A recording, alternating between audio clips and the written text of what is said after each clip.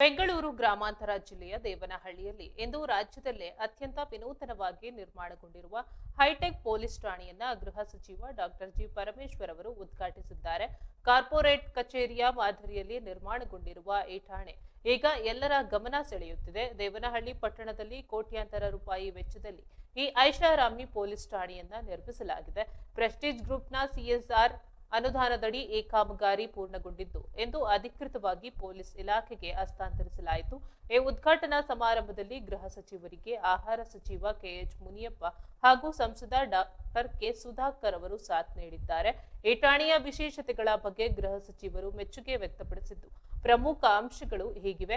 ರಾಜ್ಯದಲ್ಲಿ ಇಂತಹ ವಿನ್ಯಾಸದ ಪೊಲೀಸ್ ಠಾಣೆ ನಿರ್ಮಾಣವಾಗಿರುವುದು ಇದೇ ಮೊದಲು ಎಂದು ಸಚಿವರು ಶ್ಲಾಘಿಸಿದ್ದಾರೆ.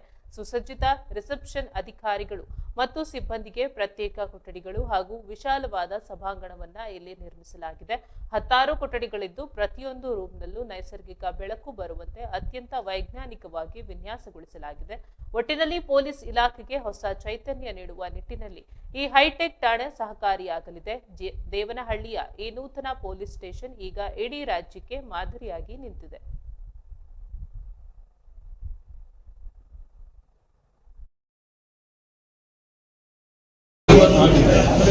ಮಾನ್ಯ ಡಾಕ್ಟರ್ ಸುಧಾಕರ್ ಅವರು ಪ್ರಸ್ತಾಪ ಮಾಡಿದ್ರು, ಬಹಳ ಸೂಕ್ಷ್ಮವಾಗಿ ಹೇಳಿದ್ರಿ ನೀವು.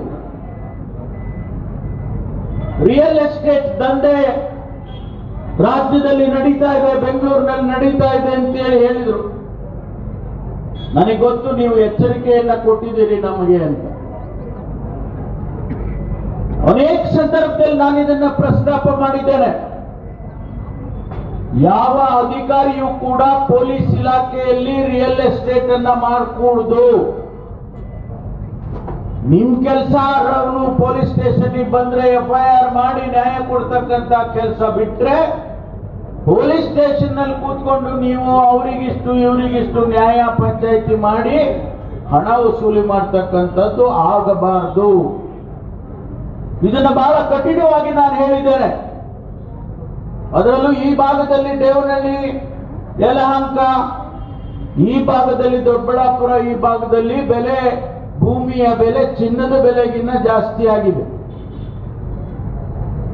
ಒಂದು ಸೆಟಲ್ಮೆಂಟ್ ಮಾಡಿದ್ರೆ ನಮಗೆ ಇಷ್ಟು ಹಣ ಕೊಡಬೇಕು ಅನ್ನೋ ತರ ಇದು ನಡೀತಾ ಇದೆ. ಅದಾಗಬಾರ್ದು. ಆ ಕಾರಣಕ್ಕೆ ಇವತ್ತು ನಾನು ತಮ್ಗೆ ಹೇಳೋದಕ್ಕೆ ಬಯಸ್ತೇನೆ.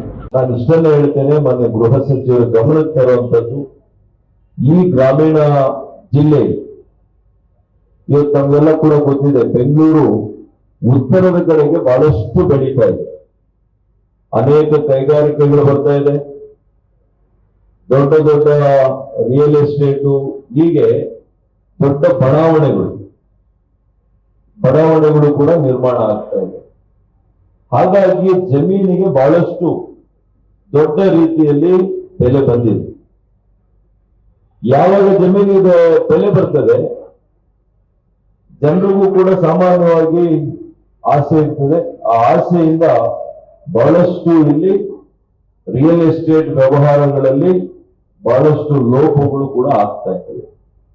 ಆ ಲೋಪ ಆಗಿ ಅನ್ಯಾಯ ಯಾರಿಗಾಗ್ತಾ ಇದೆ ಅಂತಂದ್ರೆ, ನಿಜವಾದಂತ ರೈತರಿಗೆ, ಬಲಹೀನ ವರ್ಗಗಳ ರೈತರಿಗೆ, ಬಡವರಿಗೆ, ಇವರ ಜಮೀನುಗಳನ್ನ ಇವತ್ತು ಬೇರೆ ಬೇರೆ ಅವರ ಒಂದು ಶಕ್ತಿಯನ್ನ ಬಳಸಿ, ಹಣದ ಪ್ರಭಾವ, ಅವರ ಪ್ರಭಾವ, ರಾಜಕೀಯದ ಪ್ರಭಾವ, ಬೇರೆ ಬೇರೆ ಪ್ರಭಾವಗಳನ್ನ ಬಳಸಿ ಅವರನ್ನ ಹತ್ತಿಕ್ಕುವಂತ ಕೆಲಸ ಆಗ್ತಾ ಇದೆ, ಅವ್ರಿಗೆ ಅನ್ಯಾಯ ಆಗ್ತಾ ಇದೆ.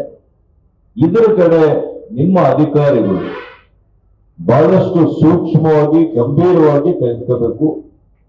ನಾನು ಈ ವೇದಿಕೆ ಮೇಲೆ ಕೆಲವು ವಿಷಯಗಳನ್ನ ಹೇಳಲಿಕ್ಕಾಗಲ್ಲ, ಆದ್ರೆ ನೀವು ವೈಯಕ್ತಿಕವಾಗಿ ಕೆಲವುಗಳನ್ನ ನಾನು ಹೇಳ್ಬೇಕಾಗ್ತದೆ, ಅದನ್ನು ಹೇಳ್ತೇನೆ. ಇವತ್ತು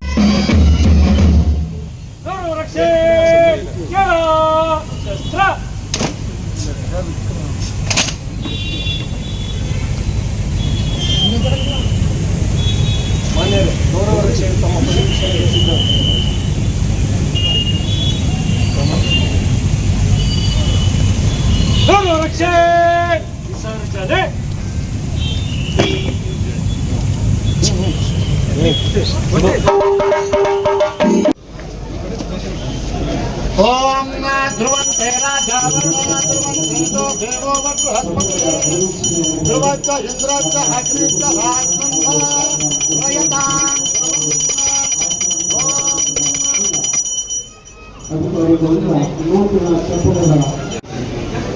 ಬೇಗ ಬೇಗ ಕಳಿಸಿ, ಬೇಗ ಕಳಿಸಿ, ಬೇಗ ಬೇಗ.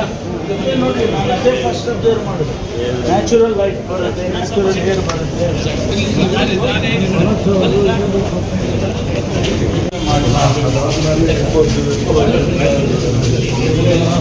ಈಗ